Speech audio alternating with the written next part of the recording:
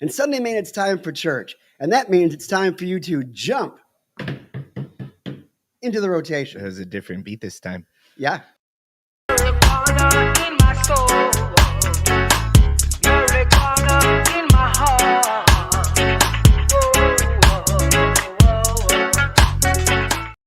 Well, here we are back at 1714 West 7th Street in Ybor City, where it all began.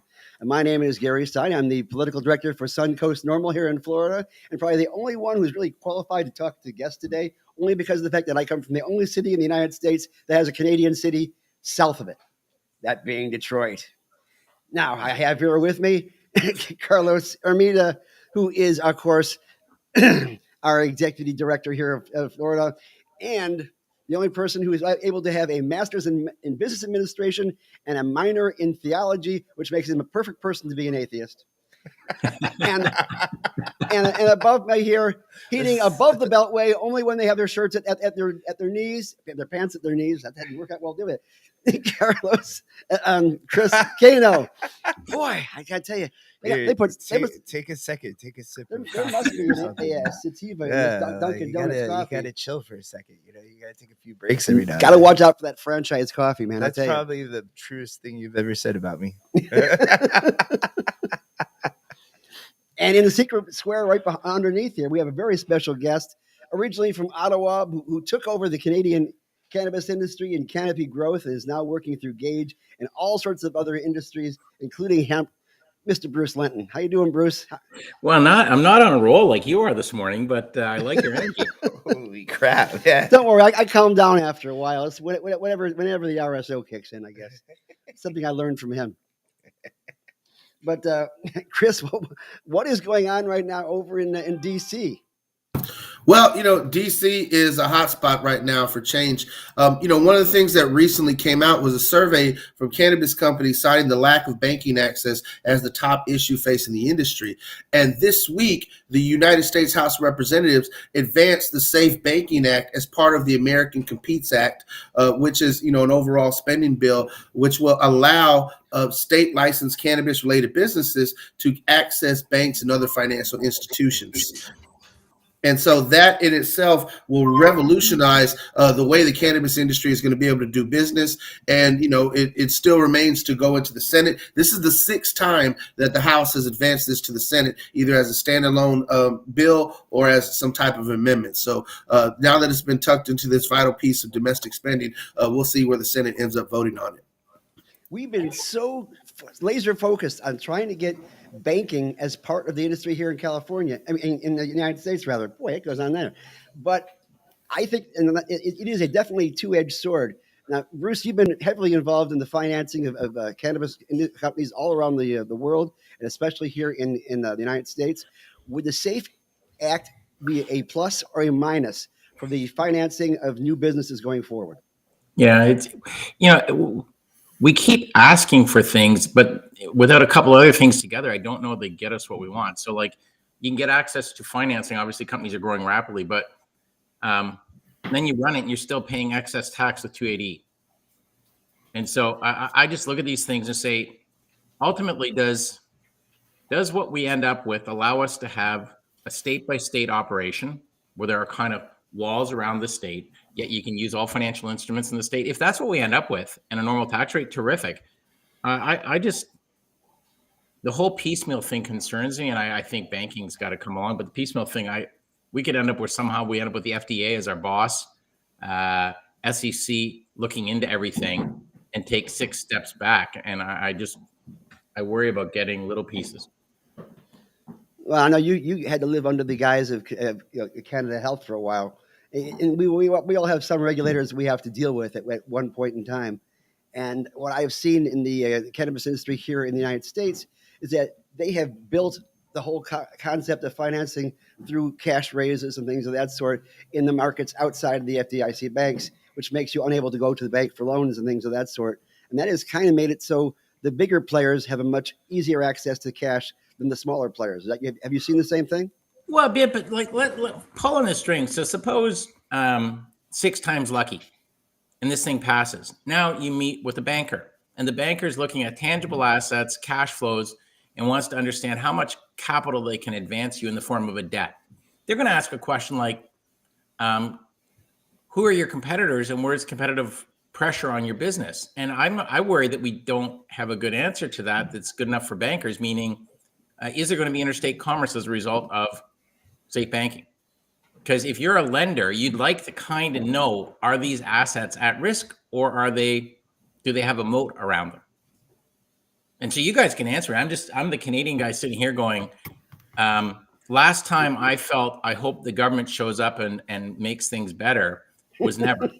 And so I'm just concerned on these little piece points because banks are not super easy to deal with, and they're going to ask hard questions. And you found that the not having the banks around gave us a little bit more freedom to be able to build the scale at a much easier pace than if we had too much regulation? Well, I don't know if it's been easier, but it's been possible. And so with the art of possible, a lot has happened, and I don't like how a lot of it is, but I'm more concerned that we get manipulated out of an okay environment now into one which compresses the opportunity for a whole bunch of folks, because it does become more open interstate, because it does have regulations that need a lot of lawyers and folks to deal with FDA. I just, one of the organizations I'm involved with spends a bit of time thinking about what would the best public policy be if somebody politically said they want to do this. Like, how do we want this to roll out? Because in Canada it worked okay, but it's not perfect. Germany is going to be interesting, right? They're going to have a party, but they currently have no supply chain, really, almost no production in Germany for cannabis, but they won't be able to import it for their party. And so each of these things have weird scenarios. It sounds a little bit like what they do over in the Netherlands, where everybody thinks that it's an open end party there, but it's actually more of a, I would say, an era of yeah. Bruce, with what you're saying about banking, right? Like I'm a small business owner, and I agree with you. Like for me, the idea of raising capital for my business, the bank's probably going to be my last option, right? But I still have to sit here and wonder, like, wouldn't like cannabis businesses being able to like actually like raise capital through a bank open so much more options, like maybe small business associations or different things like that. And plus, like the whole idea, like, I mean, being able for the cannabis business to actually like put their money, their actual cash assets into the bank seems to be like it's going to like really like bring these business practices down to to really make them better, refine them, really lean operations by like being able to like actually do their cash business in a proper way, right? I think so, but I guess the way I'm a little bit cautious is it may disproportionately benefit the already sophisticated business. Mm-hmm. And so if it disproportionately benefits the already sophisticated business, that means that if you're not one of that cohort, this might actually be a punch in the head. And so I don't mind that somebody swings at me, but I would like to have a more comprehensive conclusion, like there will not be interstate commerce. Okay, small businesses now actually don't get killed. This is going to apply. Do you have to be medical or medical and rec? Like, to whom will this banking access privilege be granted? Will there be any federal backup? Like, if you're a farmer in any country, if you're a producer of anything agriculture, do you get all kinds of great government programs? Yes. Are any of those coming along for the cannabis producers? So I just, it's a step worth fighting for, I guess. I've never thought about it in that way. That leads like a very interesting perspective, because like I hear SAFE Act and I'm like, yes, we won finally. And then like the fact that we're like so like the time that the SAFE Act is coming out really does leave a lot to wonder. Like, it really can like disproportionately affect like the big businesses. That's crazy. Never thought about that.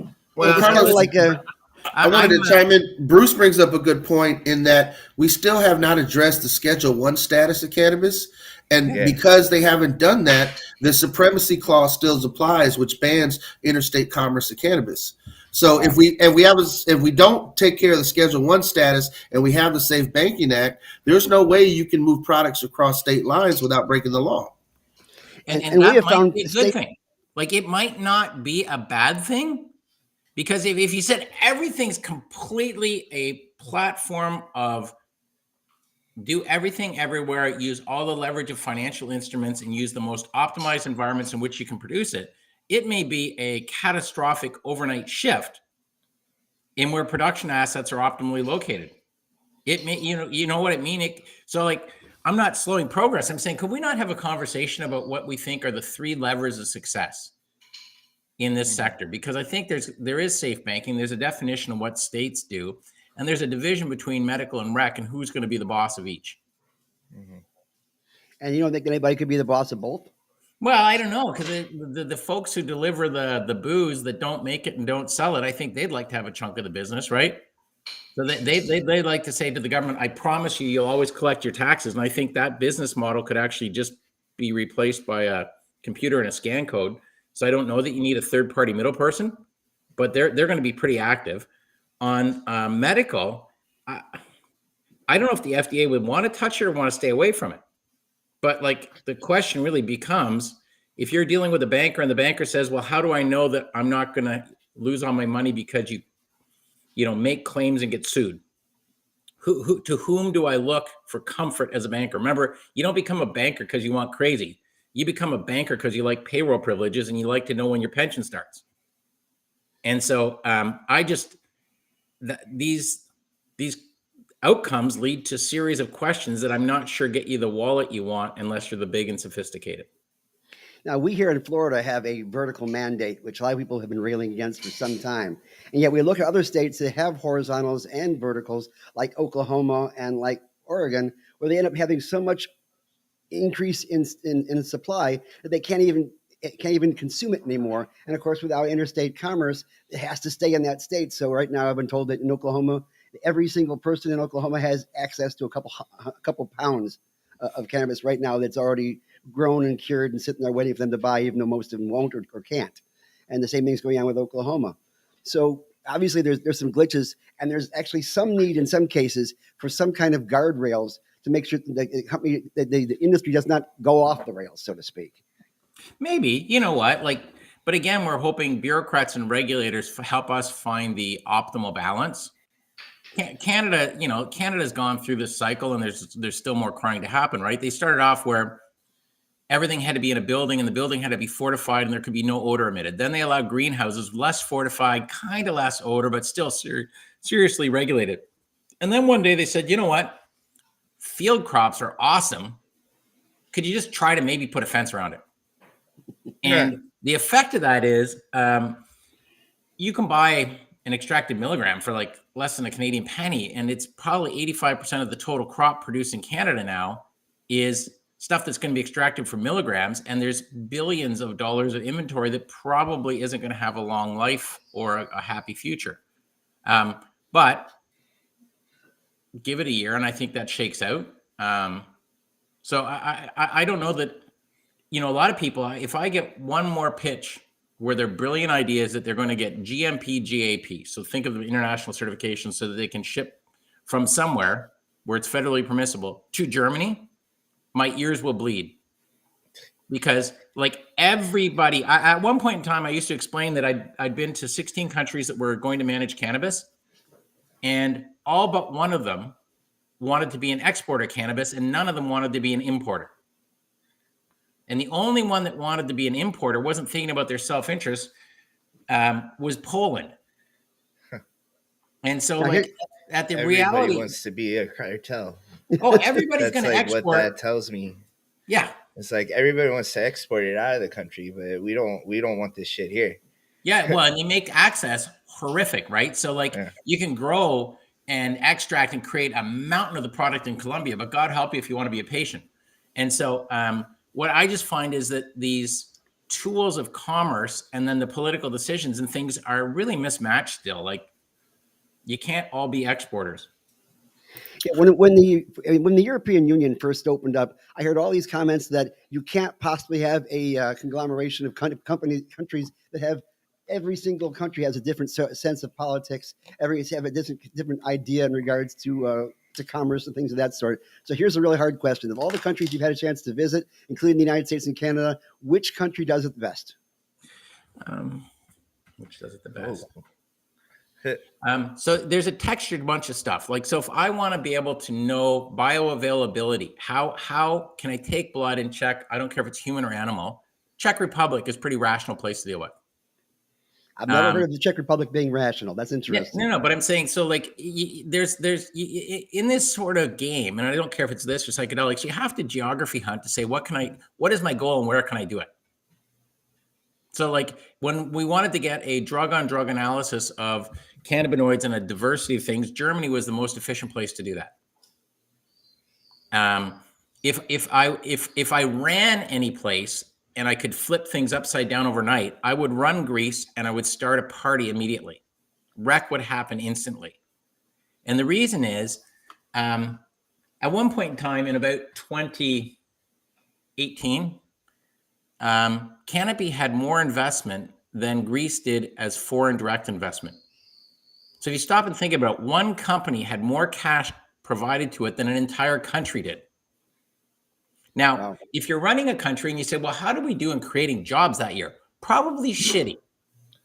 Because if you do not have foreign direct investment, you do not have jobs. And so the reason I'd start a party is you can't import cannabis for recreational purposes.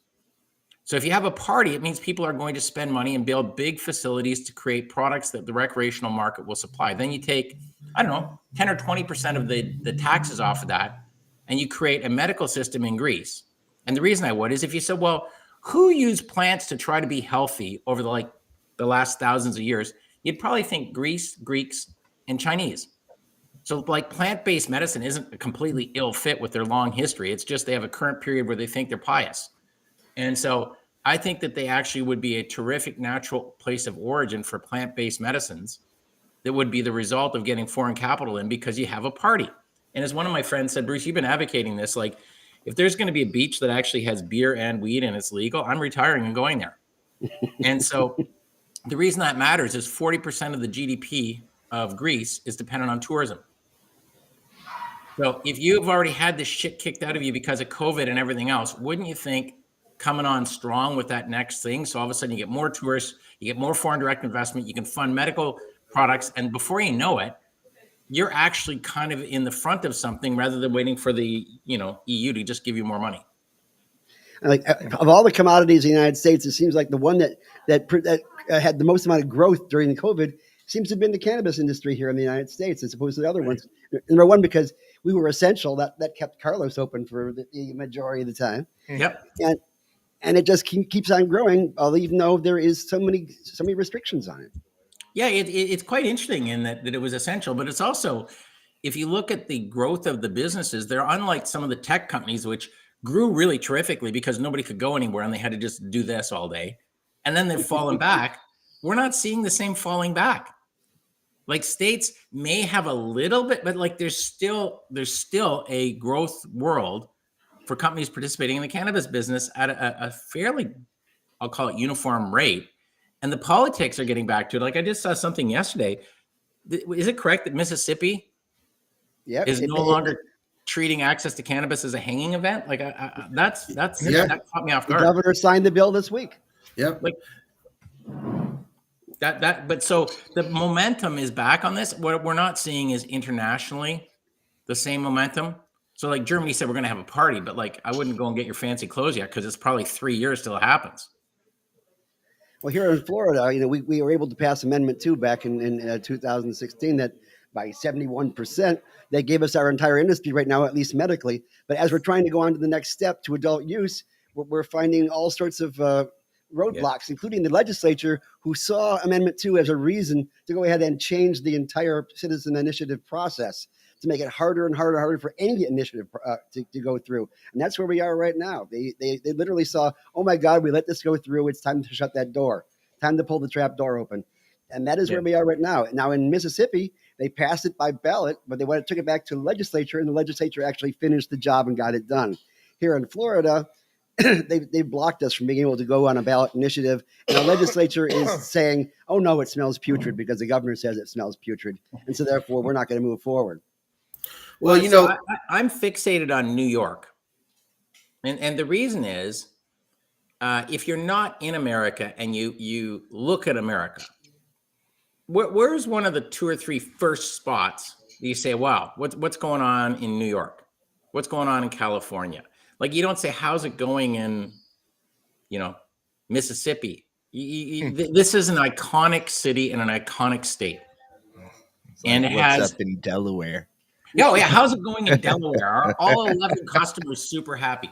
And don't yell at me for not being. I've never been to some of these places, but so I think the imagery of what New York does, I think, will cascade globally as much or more than any other geography. I think so. For the longest time, I was one of those people in Florida that made money off of like selling the industry coming here to Florida. I hosted many seminars with Cannabis Career Institute, Florida Cannabis Coalition, whatever it is, right? I think at this point, and I even see it in, you said that you were in town in Florida for a cannabis event. I think at this point, cannabis events are starting to kind of adopt mushrooms and psychedelics and whatnot.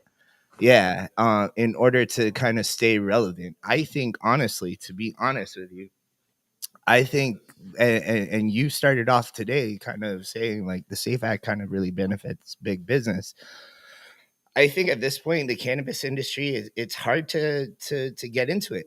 I have a small business and I own one hemp store in Ybor City, Florida. Where it all began. I don't know how big of a part of the cannabis industry that I can be. I'm still going to try. I'm going to, that's my dream to be a big part in this industry. But, do you have any advice for somebody that wants to be a part of this industry? Do you have it seems almost like it's impossible at this point that you just have to like say, hey, maybe I could do something in the mushroom world or something like that. Well, so I actually scratched down a little bit. Two thoughts. I like the words you're using by calling it hemp. Yeah. Because if you said, well, I'm in the CBD business, I'd say, you sure you're not in the hemp business?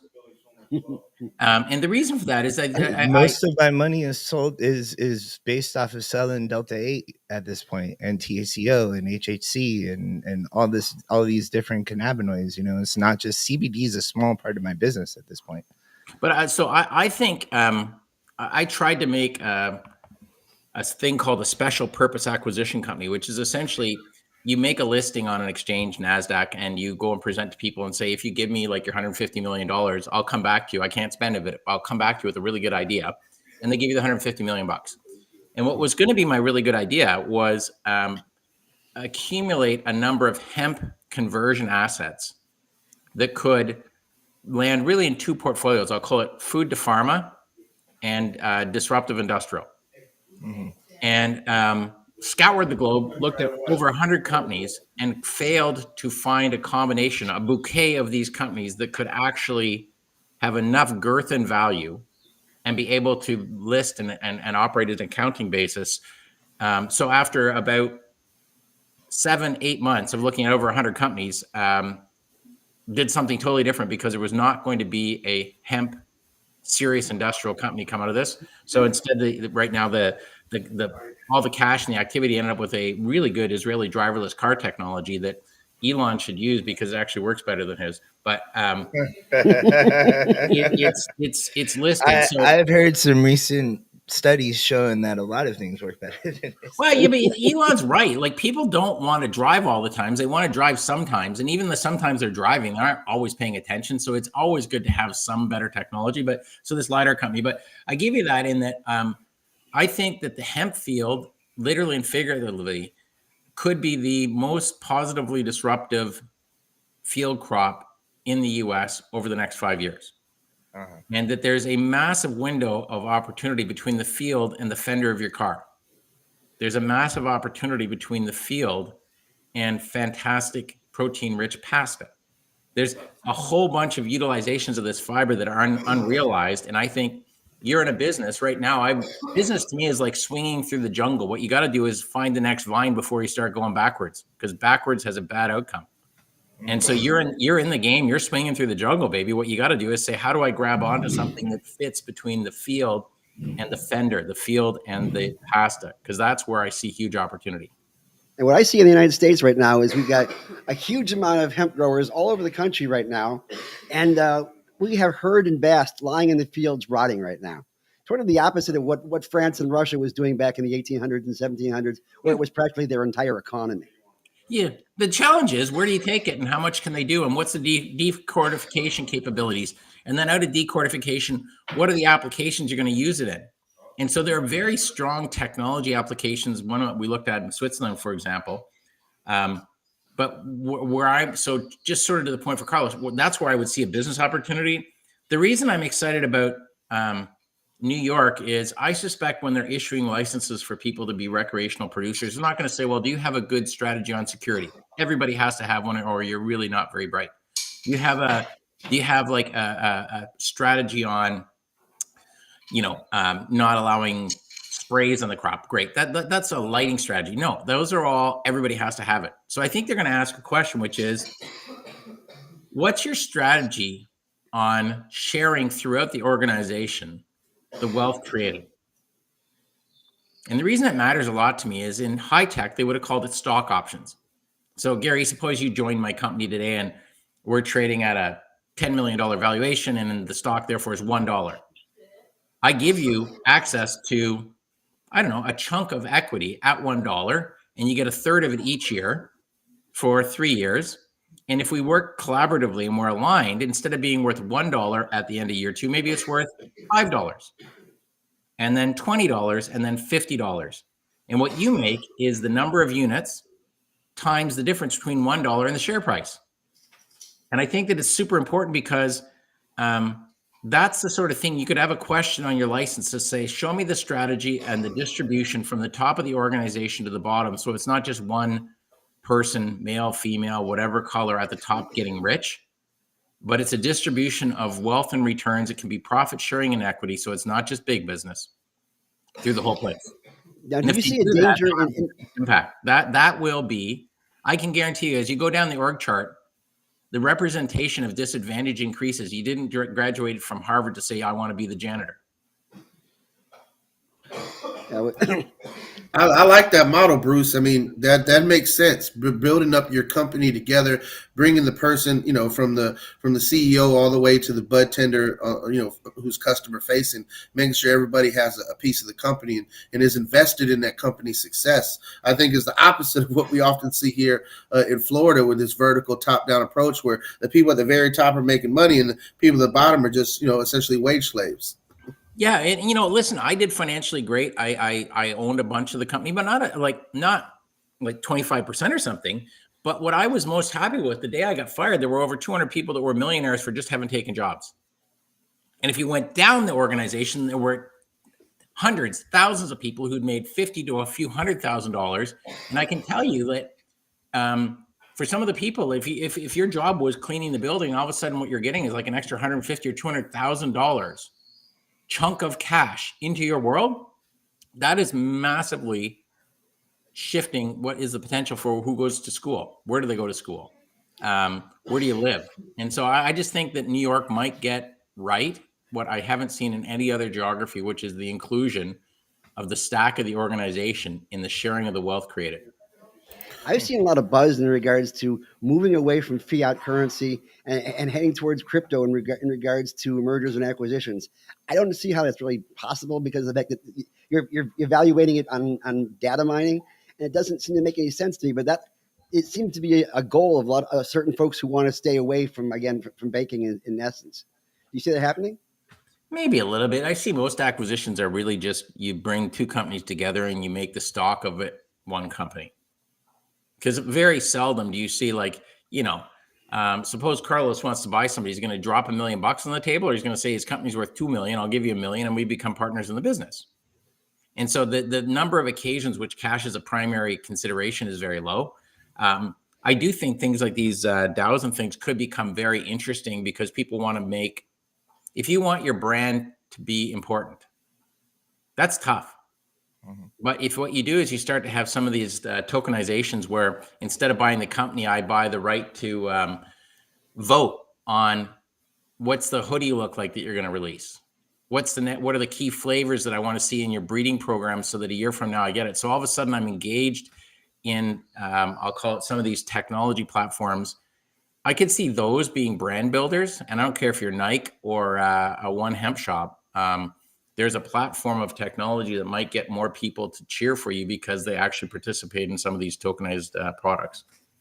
Let's talk a little bit about MSOs, because it's become quite a topic here in the United States, where you have certain companies, and with all due respect to Canopy, that are doing a lot of absorbing of other companies and bringing them on the fold. And now we don't have retail and wholesalers here in Florida. That's one of my biggest bugaboos. We don't have wholesale, we don't have retail, and so therefore every company can only sell their own brand. So, so therefore you seem to have a lot less diversity of product, a lot less increase in quality, and we don't have a free market. That seems to be the way it's ending up there. And I told folks I think that True Leaf should change their name to Amoeba. I mean, they absorbed Harvest, and they took all the assets, and they spit out the license, and they sold the license to the highest bidder, which happened to be Planet 13, and we go on from there. We still have only 22 licenses here, only of which about 15, 16 are actually active. The rest of them are sitting there patiently waiting for adult use, which means that once again we have less of a free market. But these things are problems, all of which create opportunities. And so when I hear what you're describing, it's pseudo parallel to what I was observing in Jamaica. And what I mean by that is, how many parishes are in Jamaica? I think 14. I think that's about right. Better than I would. Well, no, I just remember things like that, but there's a lot of stuff I don't remember, but I think it's 14. And so they had these vertically stacked places where someone might grow in retail, and they might be great for where a boat comes in. And the brand idea was, well, that it's Jamaica cannabis. And I thought that was very not optimal. So my pitch was, shouldn't every dispensary have to allocate at least 50% of their total retail platform pro rata to each of the 14 parishes? So that suppose you're up in a parish and nobody really goes there because it's not one of the 2 or 3 tourist places, but you could grow great weed, put it in there, and all of a sudden you might attract some interest to come and see what's going on up there.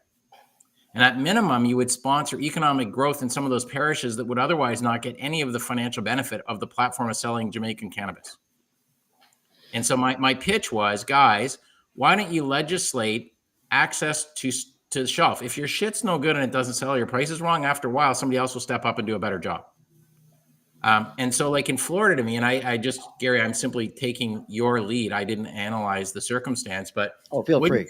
Wouldn't it be better just to keep it exactly as it is, but tell them in their stores that they actually have to have 50% of the product presented from these target growers, which have consideration. Maybe they're doing the income distribution like I talked about. Maybe their licenses are in areas that matter. Like, we'll get to it, but I think it's super important where they create the product so that those jobs are durable and in ideal locations for people who don't got jobs. And I honestly wonder, what is the benefit? What is the drive for a lot of the brands and a lot of the products we hear in the state of Florida? I mean, it's not really necessarily patient-centered. I mean, if you need a boutique grow for a particular condition that we need to get work on, like for instance, my daughter who has severe chronic migraines, she needs a Hong Kong type of strain. And yet if she walks into any of the dispensaries here in Florida and talks to one of the bud tenders, you will see a deer in the headlights looking thing from that bud tender, which lets you know that person only knows how to build a sale and has no concept as to what they're actually selling. Yeah. And I wouldn't be very helpful in that regard, because my interest is more like, how do we use the assumed economic outcome of having cannabis to multiple wins? And so that doesn't really focus as much on the specific products unless it creates multiple wins. But like when I was bugging this morning about Germany's going to have a party. To me, if you look in Canada, where almost all of the production of cannabis occurred, you know where it occurred? Where there were derelict or abandoned buildings, high unemployment, and tons of power sitting there unused. Why? The buildings are cheap. The people say, I love you, because they're going to get a job, and you don't have to wait for utilities to bring you electricity. Now, that to me describes East Germany. So like if I had the job of regulating cannabis for a party in Germany, I would issue licenses to people that actually created durable jobs for folks in geographies where there aren't that many great jobs. And so, like, I just think that my enthusiasm is about the multiple torque opportunities on things like a party. So here's- And I have no roots in East Germany. I've never actually been to East Germany, but it's a lot like the crappy town I started Canopy Tweed in called Smiths Falls. Smiths Falls is essentially the East Germany of Canada, right? Every business that used to be there left. All the buildings were empty, and most of the people who could leave had left. Bruce, I wanted to ask you, one of the issues that we're struggling here in Florida right now, and Gary and I are working to push the legislation through, is to provide employment protections for medical marijuana patients. Is there any other countries or states that you've operated in or looked in that have this same issue, or is this uniquely an American thing where we say, oh, this is a good medicine, you can use it, but then you also can't? We also keep the same model of you can lose your job for using it. Yeah, no, that is it's something I hear about, but I am very limited exposure to. It strikes me as unthinkable and bizarre, but I know it is real. So to me, it is part of what I think the obligation on an employee is, if they were for any reason provided anything which may impair the ability to run the forklift, be clear about can't run the forklift because I'm using painkillers or whatever weed, but there should be there should be methods by which the work obligations are reshaped to reflect the health obligations of the person.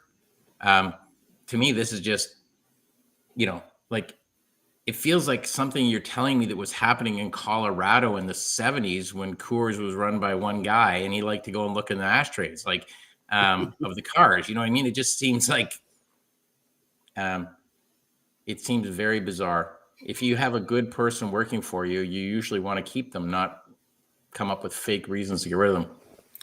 Well, I bring it up because this week, Utah's lawmakers have advanced a bill to their governor's desk to protect state employees from workplace discrimination for medical cannabis use.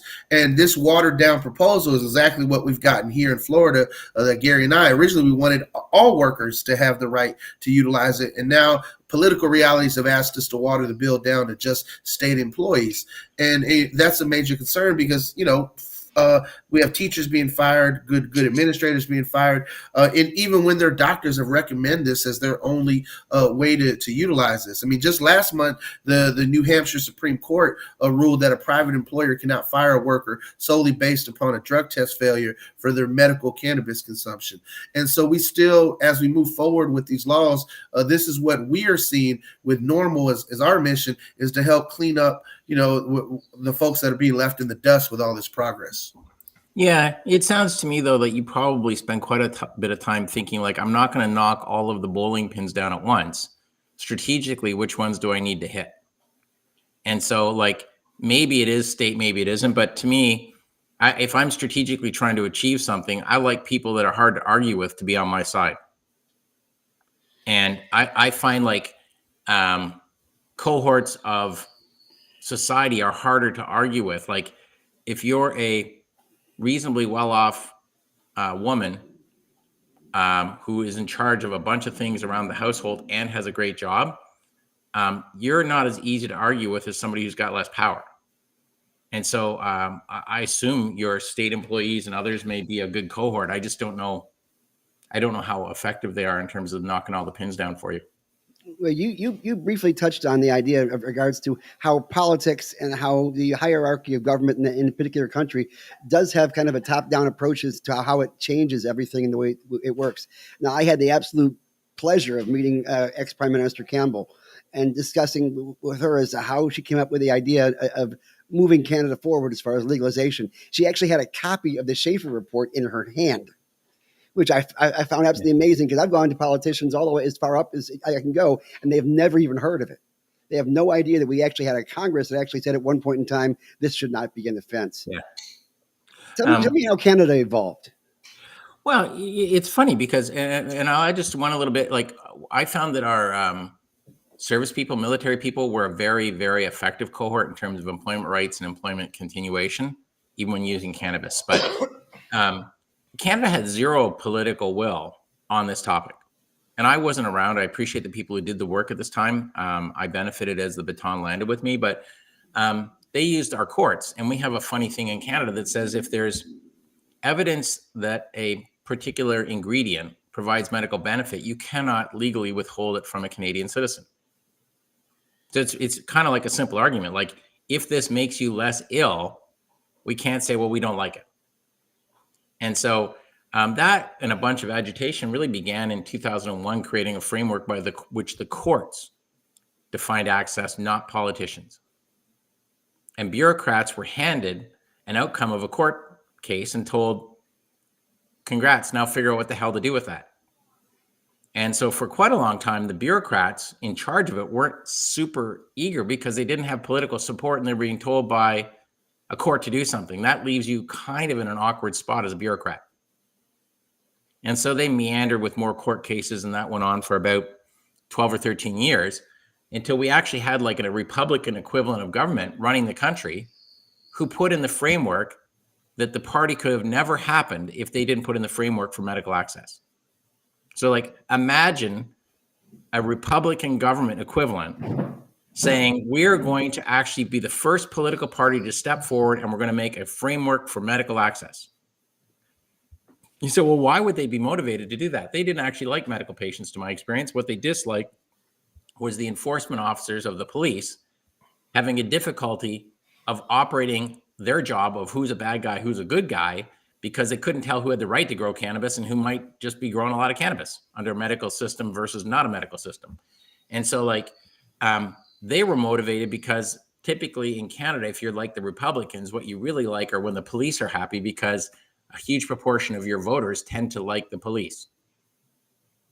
And so where we started to have pressure on that evolution came from that point. The most bizarre thing happened though. The bias of places like pharmacies, all of them said in all of the lead up hearings, we will never, ever sell cannabis.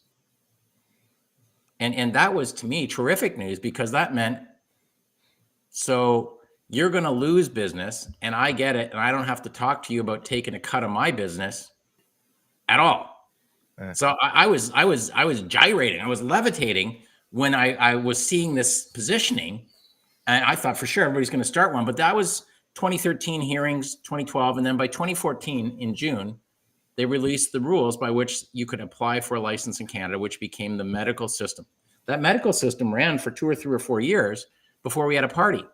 And had it not been in place and had it not become sort of a substantial scale platform, it would have been a pretty short party for Trudeau, because there would have been like 5 minutes of weed and that would have been it.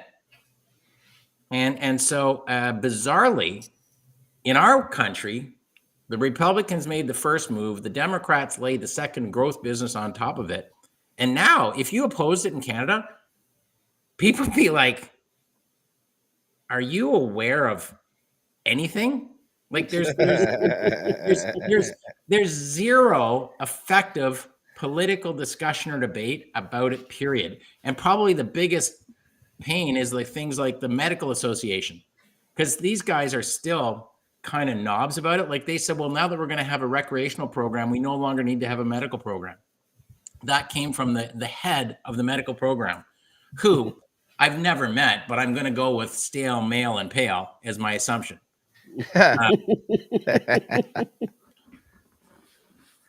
long as his last name isn't Ford, I guess it had at least some kind of mentation behind it. But even so, Ford's the premier of a province, a state, who said, you know what, when he took over, the good plan had been, we're going to have the government open stores for retail.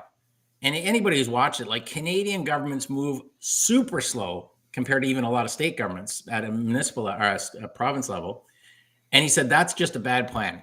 Now we're going to open it up and let the private sector open all the stores. Good God. Like, it's very challenging in Canada to find a place to buy a retail sale, say for beer, compared to cannabis now. Like in the main street in Toronto, there's one liquor store, and I believe there are 11 cannabis stores. Nice. So I think I want love the honey pot, by the way, on Yonge Street. I love that. Honey pot. Yeah, well, those guys were one of the first licenses to get open, and they have a good location. But my simple point would be, I like the fact that I think the strength of what's occurred in Canada is nobody was the sole purveyor or sole promoter. And the result is we're to the other side of this cavern. And now I think where we lost our way simply is that the federal government should have put up institutional chairs in researching cannabinoids. And they should have said, we want them to be in areas from veterinarian science through any human field. And they have all kinds of institutionalized chairs of expertise on all kinds of topics, but they don't for this. And the effect is that Canada, I think, has underperformed on what they're creating that could be super future valuable. And instead, they're quite fixated on retail cannabis. And I'm not negative on that. I just think you're missing the point. Like, we still don't have a veterinarian in Canada who's allowed to give cannabis to an animal. Not even CBD? Nothing organized. So one of my friends registered a very smart trademark called Tested on Humans. Think about it. All the shampoo that I don't use and should, a lot of this stuff gets tested on animals, and all these drugs get tested on animals. Instead, we got like all this history and experience of testing it on human, and we don't have a pathway for animals. And the reason is, since 2001, we've had humans having legal access in Canada at a federal level, but no dogs. And so they don't know what the fuck it does to a dog. They know exactly what it might do to me, and they can put me in an observational trial. So just, there are things like that I still see material disconnects between the possible applications, the future use and durable long-term benefits, and what governments have structured. A lot of people often say in the United States that, unfortunately, the anti-vaxxers, that we're all part of a giant experiment we're all being tested on. And yet I find it in cannabis, almost all the research had to be done on that boof that came out of University of Mississippi that we've been dealing with, that old freeze-dried rotting stuff that they gave us to go ahead and do research on, which didn't really advance the research of cannabis whatsoever. So almost all of the actual research was done on an insidious basis with the, as we now call, the legacy market, where all the smarts were coming out of the folks who were not legal to do it, but they still had the ethics to go ahead and move forward on it. Yeah, we have a bunch of folks who became scientists during COVID, apparently. And there are a lot of them. It's like, some of them are guys I know, and I'm like, your body's not a temple. I've known you long enough, and I remember when you were buying product in Ziplocs, you were not asking, was this sprayed or anything? You were just fucking happy to get it. So, like, the fact that you're a scientist now and your body's a temple seems out of sorts with my prior experience with you. But, everybody can do what they want as long as they just stay out of the way of the truly sick people with cancers and heart diseases and stuff. Our hospitals don't have the same emergency capacity as the US. And so if you get a traffic jam at the front door, it can mean that the person with cancer or heart disease dies because somebody else is stuck in the lineup in front of them. And I just like to stay out of the lineup. So the combination of my body not being a temple and I don't want to be a traffic jam causer, just give me whatever you want to give me. I'll take your shot or not, whatever you want.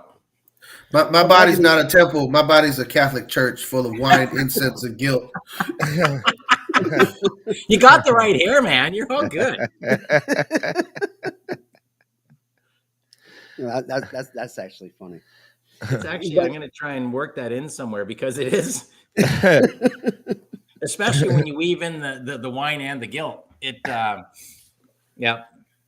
Bruce, I have to ask you. I'm curious. As all the time American in cannabis talking to a Canadian in cannabis, what's the difference between marketing cannabis to Canadians than Americans? That's a good I was wrong about a couple of things. It was when we had a medical program, we had way less rules. So you could actually build brands. You didn't have big stop signs on the container. The branding was way more fun and identifiable. And I would say that the surprising part to me has been how, and in the US, how durable and strong response people have had to flower brands. My thesis was that most things would only be brandable when they were measured in milligrams. And that really is because when you take the milligrams out, you don't just throw them on the table, you combine them with other elements. And when you combine them with other elements, other inputs, the milligram dosed item can either be a science-driven agenda. It can be combinations that could be really durable and unique. And instead, I was wrong. The durability and the demand for flower brands has caught me off guard in Canada and in the US. Canadians and I find Americans are very similar. It's a big difference between West Coast and East Coast. Like on the West Coast, everybody's like, they want to know the 5-generational history of the weed. And on the East Coast, they're like, fan-fucking-tastic, you have it. And so I find that is very common across both countries.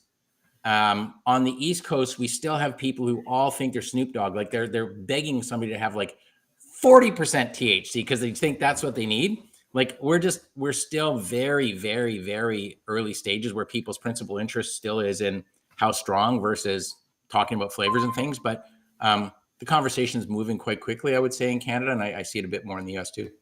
One thing I saw in Canada is you do have lower THC levels, but actually more increase in regards to terpene levels. And they're starting to report and label on the terpene levels. You know, the initial labeling was very simple. And I would say that the C of A's are starting to increase what people can actually discern and understand and make choices on. But I would say that Canadians have really rapidly migrated to the legally available product, in part because their orientation to safety, right? Like buying legal just means you know with certainty what you're getting. And it's really, it's surprising, like more than 50% of the market has shifted.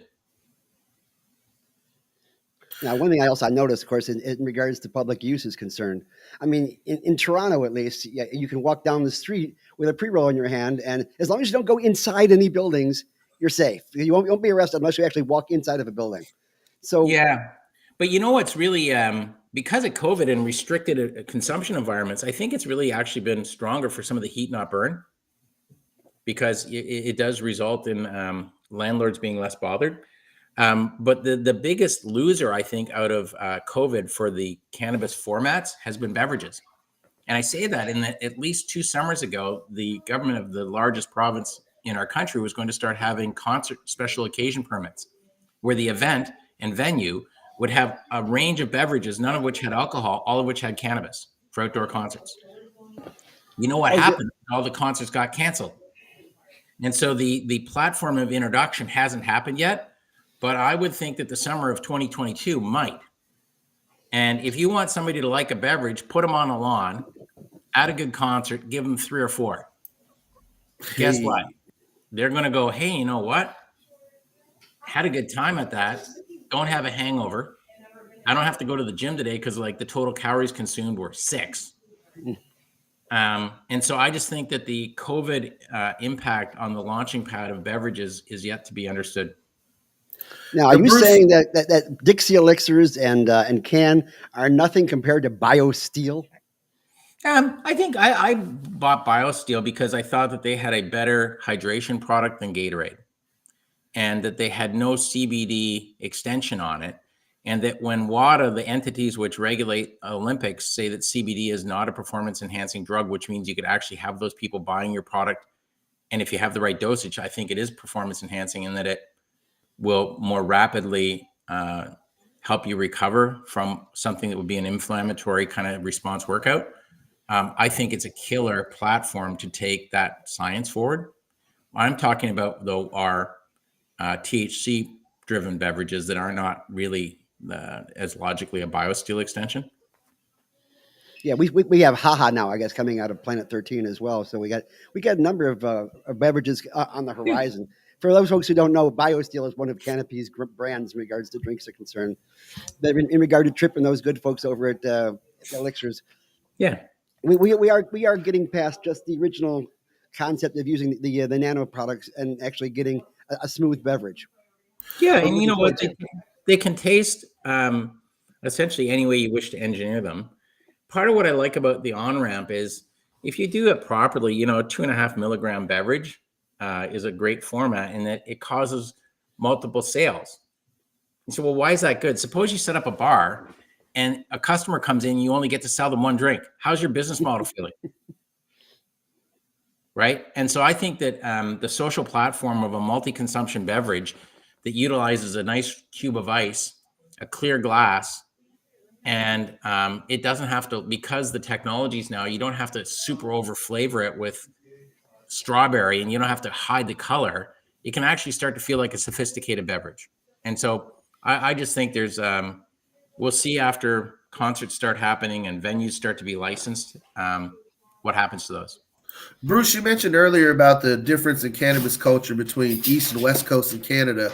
We see those same parallels here in the U.S., but the heartland is like the last bastion of prohibition here in the U.S. So do you all have, similar sentiments in Alberta and Saskatchewan, Manitoba? Well, just the fact that you named those provinces, I'm very impressed. Talk about St. George Island.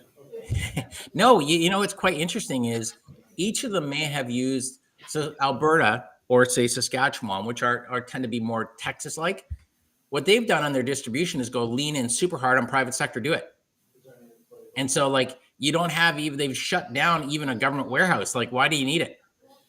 They just let everything get directly to the private sector. But after that, they're all fully game on because, this is a stream of income to every state in the world that needs income, and every state in the world needs income.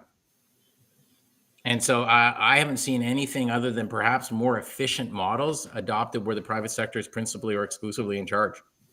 I'm telling you, I cannot recall in the last 4 years any meaningful political comment about why this is a bad platform to have a nationally fully legal system in place. But now, if Canada has a national system, but they also have an overlay of provincial laws, correct? So there's a combination of both. Yeah, so it's federally available, and then it's the province's job to figure out how. So the feds say, no, nobody's going to jail for this, and then the provinces, some of them have provincial stores like Quebec, some of them have zero provincial input like, say, Alberta, and some hybridize. But there's been no provinces, and it would be like even some cities in provinces initially said, oh, not in our city. And so all you had to do was advocate. So I had a city where we started this called Smiths Falls, in a town about 20 miles away, thought that they were a bit more sophisticated than Smiths Falls, and they were opposed to cannabis. And I said, you guys should definitely stay opposed to cannabis. I 100% agree, because what's going to happen is, when people want cannabis, they're going to get in their car and they're going to drive to our town. When they get to our town, they're going to buy some groceries, some gas. I said, before you know it, if you can be opposed to enough things, your town might actually not even exist anymore. It'll be fantastic. It'll be a bedroom community, part of the greater Smiths Falls area, because you won't even have an urban core. You're just going to be completely hollowed out. Terrific policy. Keep it up. I'd love to see a thriving community in something like Brome over in Quebec, where you're so far away from practically everything else. So you do have your own microcosm, your own inner culture. Yeah. And just as we're wrapping up, I still think that people have to appreciate globally, this is a great thing going on. And the rules say the party can happen only with domestic production. And so I keep hitting on that, in that I worry for the US, and I think the bill they have this named in is a good branding name for the sixth time to try and get private. But the world's rapidly shifting, deploying capital, creating products, creating outcomes that people want to buy with no hands tied behind their back. And in the US, they continue to tie entrepreneurs' hands behind their back and trying to loop one foot in there. And it is a global race for creating brands, products, and everybody say, well, no, it's a West Coast thing, and we're always going to own the brand. Yeah, but what about when things become milligrams? And what about like when Mars and Nestle are in this business because they've got animal care products that are awesome? Did they get those in California? Probably not. And so if you just keep clunking out where this could go, I believe all entrepreneur-minded people in America should be in favor of a clear statement of what is the intent for creating a framework for cannabis so that we cannot be globally disadvantaged any longer. Now, one thing Bruce, I think we have to touch on. Go ahead, Chris. Well, I was going to say that's a fantastic segue into something Carlos can post on the screen. President Biden on the campaign trail made this promise to make sure cannabis became legal. And we want him to follow through on his commitment. But more than that, he also committed to making sure that marijuana records got expunged. So, go to the link, tell President Biden to follow through on his commitments, on his promises. We are expecting a lot more than that. And the midterms are coming up. If Democrats want to hold on to power, they need to get their shit together and legalize cannabis like I've been telling them for 2 decades. Well, and I think it's probably the biggest financial file which America finds themselves most disproportionately disadvantaged globally on. Like, if you just step out, like, this is not a fight about the US only. This is like every other entrepreneur outside of America should be funding to keep it as crazy it is in America, because it means there are almost no American businesses of any substantial nature doing anything else in the world. So, like, it's a bit like the guy in Colorado. He probably wishes he'd played the game a bit more like Nevada, right? Where gambling was Nevada's thing only, and Nevada did super well for a long time. If you step back one step and look at, like, the US continually finds ways to disadvantage themselves in one of the biggest trades that's going to happen under a regime of regulation in which they won't be included. There's one topic I have to touch on before you go, and that is social equity. Something that the people in Florida have no clue as to what it actually is, because their current legislation has one minority having one license, and that is considered social equity in their path. And even though I throw out the word tokenism at them, it just goes right past them. Talk a little bit about Gage versus everybody. Yeah.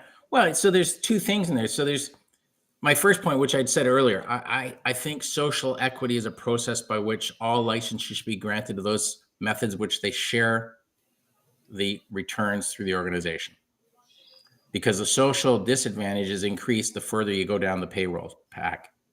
So that's my first thing. And accountants will tell you that's tough. No, it's not tough to do. You can do it. With Gage, these guys, one of their dispensaries, the Quicken one, is on 8 Mile Road, right? Like, Familiar with it, yeah. They have an obligation and a method by which they're trying to actually fund initiatives so that they basically balance prior injustices while using I'll call it the rapidly growing business that gives them strength to support those initiatives. And when I was in Florida, one of the meetings I had is I will be getting involved this week with some very interesting ladies that have an actual production asset right in Detroit. And they are part of the whole brand process, where we're going to start to see brands that come out that represent a diversity of perspectives that are more authentic than just California blonde people in Volkswagens listening to 60s tunes kind of brand themes. And so classics. I'd say those Gage has tried to fund. They're still trying to make sure they contribute more. The state has an opportunity, but my thing is every company should be held to task to look at how they're distributing through alignment through the organization. Well, one thing I got to comment on Gage is I'm looking at their website, looking at their prices, and they're right on point with where the legacy market is in many ways. So that's the way they've been able to position their price points is healthy for consumers, which is great. Well, and that's why you see huge basket size, because nobody's dropping money at any place that's not part of the licensed world, right? Like, basket size, how much people buy, is if you get 100% of their buying power at your place is different than if you don't. Now, they have retailers where they call provisioners in Michigan, or you can go into any of the ones like House of Dank and things of that sort over in Detroit, and you can look at 100 brands as you walk in the front door, and they're all right there for you to choose from, as opposed to saying, yeah, well, we actually have 4 strains, but we're out of 3 of them, which is basically what they have over here in Florida. Yeah, I didn't do any Florida exploring on this basis when I was down there, because I felt like when you have to have medical access and all these things, you go as a Canadian, like, You're I don't invited. know. Come on down. We'll talk. Yeah, but you know what I mean? Like, it just, it didn't get my interest level up to go. Well, Carlos, you got the last word, last question for Bruce before we move on to the commercial announcements to wrap up. Honestly, Bruce, I just wanted you to let people know how can they get in touch with you? How can they find you? How can they support you? Oh, well, last time I got fired, I decided I would have a forever email. So I'd had the domain brucelinton.com. And so I decided a super easy email would be to have bruce@brucelinton.com. And if people can't find me, then they probably shouldn't.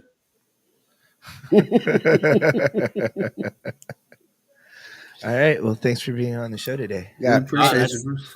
Thanks. Program No, note? it's a shout out because I gotta say, Gary, like, hey, would you like to spend Sunday morning at your computer? The answer has historically been no. So thanks. Be well, guys. I find myself honored. And just a program note, next week's guest is very exciting to me. Malcolm McKinnon is going to be on here today, the original editor-in-chief of High Times Magazine, who has practically talked to every single icon. You know, he smoked a doob with Jack Hare. Yeah. That alone gives him let's cred. promo. I've already put some of his pictures that most people would notice on the screen here. So there you go. Well, you know, interesting thing about Jack Career, Gary, when I was writing my master's thesis at USF, one of the biggest things was pulling from his research with The Emperor Wears No Clothes and combining it with much of the research from the Schaefer Report. So I wouldn't have my master's degree if it wasn't for Jack Career today. So how can we legalize cannabis in Florida, guys? Well, join Suncoast, right? Go ahead, give us the commercial, Chris. Well, you got to join Suncoast NORML. I mean, people constantly ask me, how can I become a member? How can I become a member? Very simple. Go to suncoastnormal.org. You go to the membership section, sign up to be a member. We take, debit card, credit card, PayPal, and you can sign up there. And again, if you become a member of Suncoast NORML, you can pick up your membership packets at Chillum in Ybor City. We have your beautiful, where it all began, and you have your beautiful gold leaf lapel pin, your Suncoast NORML membership card, and your 25% discount at Chillum CBD Dispensary and Glass Gallery. And Carlos has an amazing array of products. He's remodeled the place. You definitely want to come check it out and see all the amazing water pipes that he has available to you, in addition to all the modern vaporizers and herbal infusers that he sells. But beyond that, I think it's also important to realize that we're doing a lot here to make sure that the industry in Florida becomes patient-centric and that it is serving the patients to the best of its ability. So one of the things that we're going to be pulling together is this spring, we're going to have a Tampa Bay Cannabis Business Expo. And if you are wanting to get into the cannabis industry, if you're already a member of the cannabis industry and you want to showcase your business, whether that's a hemp business or whether you're an MMTC or a doctor's office, or even if you're a law firm, get in touch with us, info@suncoastnormal.org. We're currently accepting pitches for sponsorship, and we will definitely be looking forward to having this great Tampa Bay Business Expo here in the city of Tampa. Yeah, looking forward to it over there on Hillsborough and 50th. It's going to be a very interesting concept. I should pitch a business in the shadow of the Hard Rock Casino. Right. Well, we're going to have a lot of interesting panels that folks can get an opportunity to hear from, as well as we're going to have specific panels on women in cannabis. So we're going to create a very diverse expo. I love the way Bruce said it. There'll be less stale, pale guys on the panel that you have to hear from, and a lot more diversity and interesting folks that you get a chance to hear from at our panel. I'm not pale. Not at all. You're kind of pale. But it was so nice to have somebody on board who can actually pronounce the word "about" in a more proper way. Isn't that right? That's what it's all about. When he said a boot, I started smiling. I was like, he said a boot. I wanted to say something. You can't not smile. I'm happy you guys said something. We are on the air though. So, bye everybody. We love y'all. Bye. Bye. That guy thinks I'm waving at him. Hey.